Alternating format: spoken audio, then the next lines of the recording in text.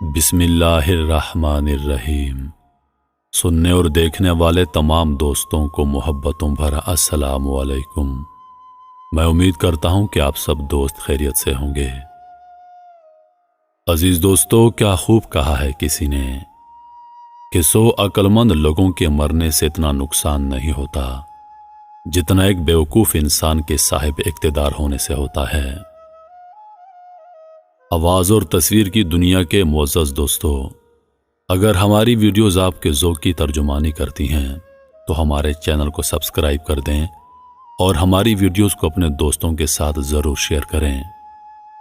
اگر آپ کے پاس کوئی اچھی سی کہانی، کوئی اچھی تحریر ہے اور آپ اس کو ریکارڈ کروانا چاہتے ہیں تو مجھے میرے انسٹاگرام پر بھیجیے۔ تو چلیے بڑھتے ہیں آج کی اس کہانی کی جانب، جس کا عنوان ہے بے وقوف بادشاہ۔ پرانے وقتوں کی بات ہے، کسی جگہ ایک غریب آدمی ایک ٹوٹے پھوٹے مکان میں رہتا تھا۔ وہ مکان اتنا بوسیدہ ہو چکا تھا کہ اس غریب آدمی کو ڈر تھا کہ یہ کسی وقت گر سکتا ہے۔ اس غریب آدمی کو نیا مکان بنوانے کی فکر لاغ ہو گئی۔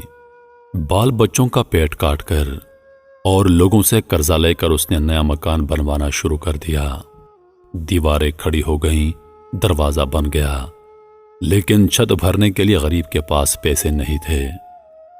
چنانچہ اس نے چھت کی جگہ ٹاٹ بچھا کر اس کے اوپر مٹی ڈال دی اور اپنے بیوی بچوں سمیت نئے مکان میں رہنے لگا۔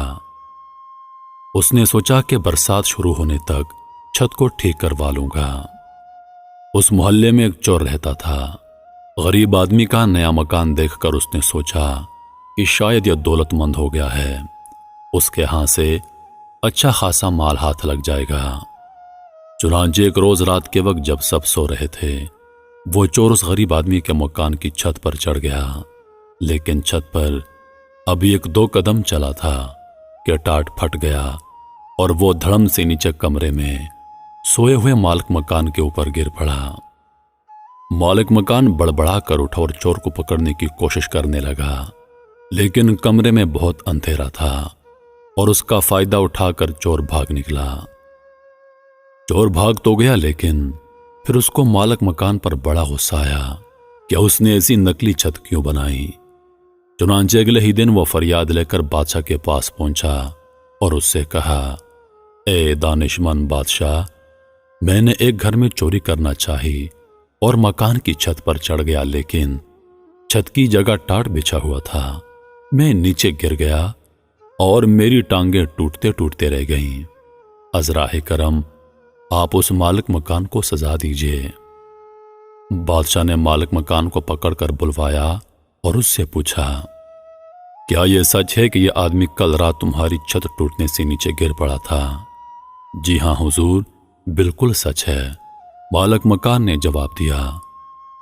وہ تو اس کی قسمت اچھی تھی کہ میرے اوپر گر پڑا، ورنہ اس کی ٹانگیں ضرور ٹوٹ جاتی۔ اگر یہ سچ ہے تو ہم تم کو موت کی سزا سناتے ہیں، بادشاہ نے کہا، اور جلادوں کو بلا کر حکم دیا کہ اس کو پھانسی پر چڑھا دو۔ غریب مالک مکان بادشاہ کے قدموں پر گر پڑا اور کہا، مجھ کو کیوں پھانسی دی جائے؟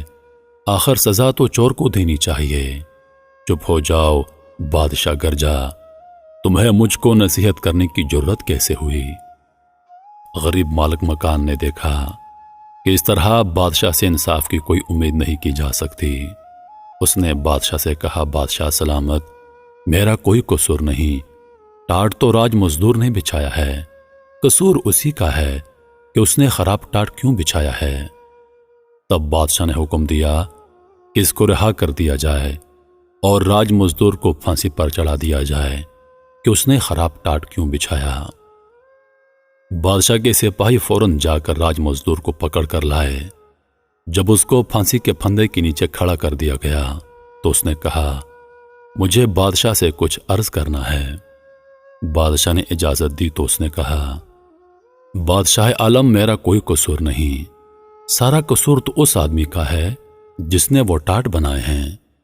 اگر اس نے ٹاٹ پکے اور مضبوط بنائے ہوتے تو ان پر کوئی بھی چلتا اور وہ نہ پھٹتے۔ بادشاہ کے حکم کے مطابق راج مزدور کو چھوڑ دیا گیا اور ٹاٹ بنانے والے کو پکڑ کر لایا گیا۔ اسے بادشاہ کے سامنے پیش کیا گیا تو بادشاہ نے اس سے پوچھا، کیا یہ ٹاٹ تم نے بنائے تھے؟ جی ہاں حضور، میں نے بنائے تھے۔ اس آدمی نے جواب دیا، تب تو تمہارا قصور ہے۔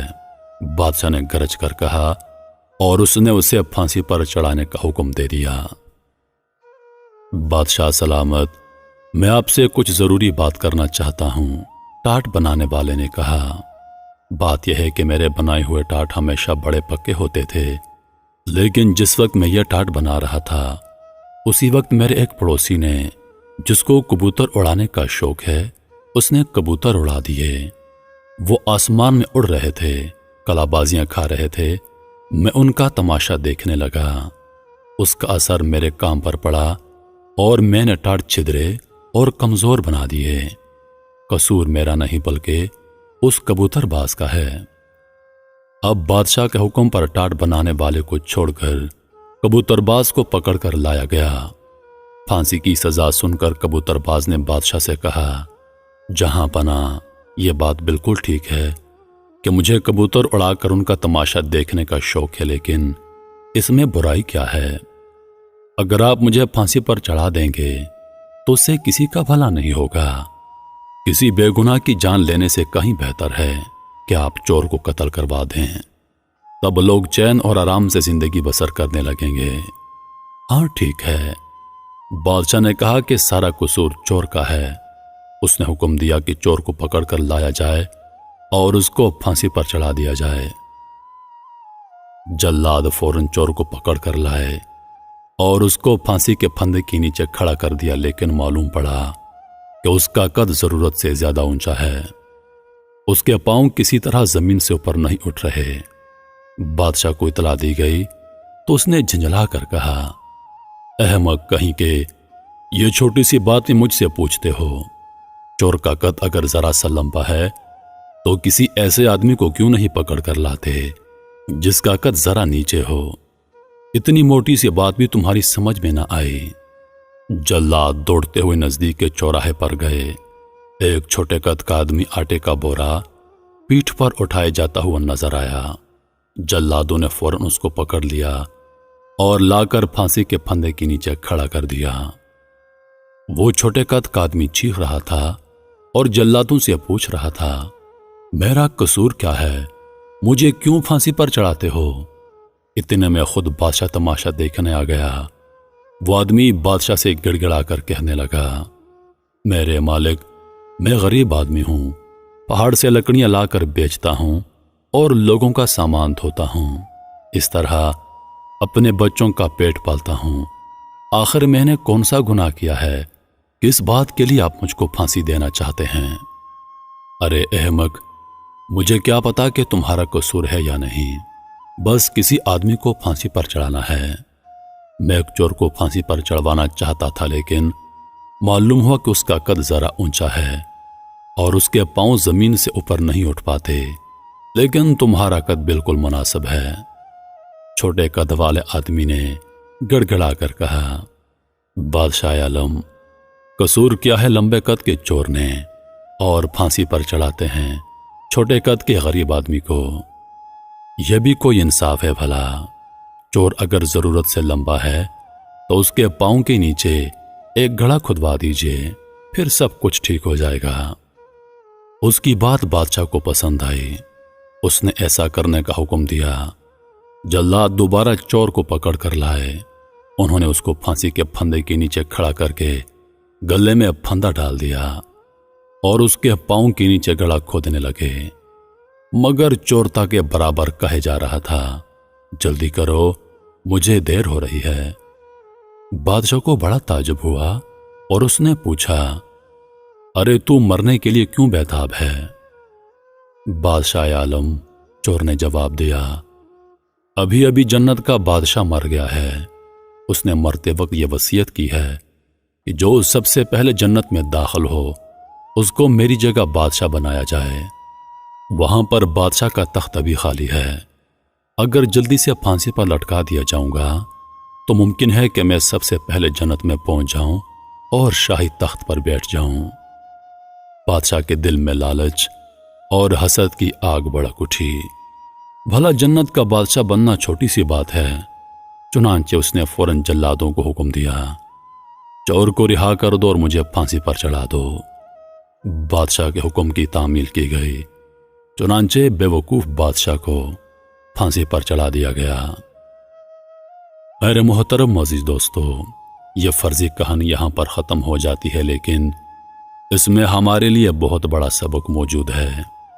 کیا خوب کہا ہے کسی نے کہ 100 عقلمند لوگوں کے مرنے سے اتنا نقصان نہیں ہوتا جتنا ایک بے وقوف آدمی کے صاحب اقتدار بننے سے ہوتا ہے، کیونکہ اگر بے وقوف آدمی صاحب اقتدار بن گیا تو وہ نظام کو درہم بھرم کر کے رکھ دے گا، معاشرے کا سکون تباہ و برباد کر دے گا۔